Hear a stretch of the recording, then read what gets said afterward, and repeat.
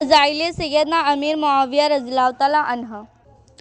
ابن ابی ملیکہ نے کہا ہے کہ معاویہ نے عشاء کے بعد 1 رکعت وتر پڑھی۔ وہاں ابن عباس کے ایک غلام موجود تھے۔ وہ حضرت ابن عباس کے پاس آئے اور اس کو بیان کیا تو حضرت ابن عباس نے فرمایا کہ اسے چھوڑ دو، کیونکہ اس نے رسول اللہ صلی اللہ علیہ وسلم کی صحبت پائی ہے۔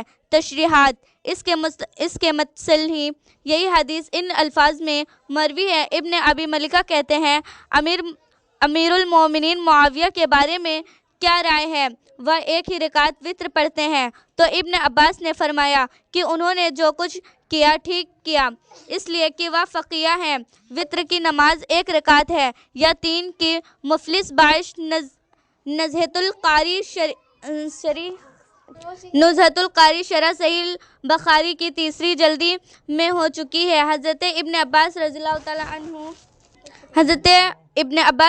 تعالیٰ عنہ کے فرمانے کا مطلب یہ ہے کہ حضرت معاویہ رضی اللہ تعالیٰ عنہ صحابی اور مجتہد ہیں۔ انہوں نے اپنے اجتہاد سے یہی سمجھا کہ وتر کی 1 ہی رکعت ہے، اس لیے ان پر کوئی مواخذہ نہیں۔ انہوں نے جو کچھ کیا وہ کسی دلیل کے بنا پر کیا ہے جو ان کے پاس ہو گئی۔ مجتہد پر کسی کی تقلید واجب نہیں، بلکہ اسے کسی کی تقلید کرنا حرام ہے۔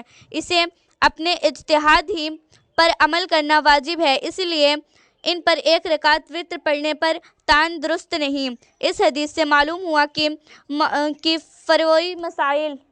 فروعی مسائل میں اگر دلیل کی بنا پر اختلاف رائے ہو جائے تو ایک دوسرے پر طعن جائز نہیں، بلکہ یہ اعتقاد رکھنا واجب ہے کہ وہ مستحق ثواب ہے، جس کی تائید خود حدیث سے ہوتی ہے کہ خطا کے باوجود ثواب کا مستحق ہے۔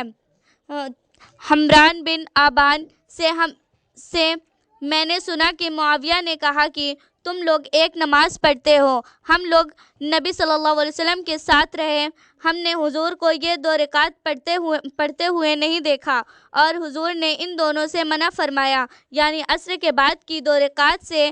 تشریحات: عصر کے بعد نفل نماز مکروہ ہے، اس پر اتفاق ہے جس پر پورا کلام کتاب الصلوات میں گزر چکا ہے۔ ان تینوں حدیثوں سے حضرت معاویہ رضی اللہ تعالیٰ عنہ کی 2 فضیلتیں ثابت ہوئیں۔ ایک تو یہ وہ صحابی تھے اور یہ اعلیٰ درجہ کی فضیلت ہے، دوسرے یہ کہ وہ فقیہ تھے، یہ بھی اعلیٰ درجہ کی فضیلت ہے۔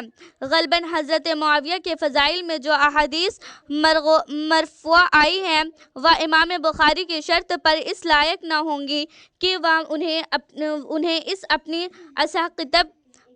اصح کتب بعد کتاب اللہ میں درج کرتے، ورنہ حقیقت میں حضرت معاویہ کے فضائل میں متعدد مروی صحیح حدیثیں وارد ہیں۔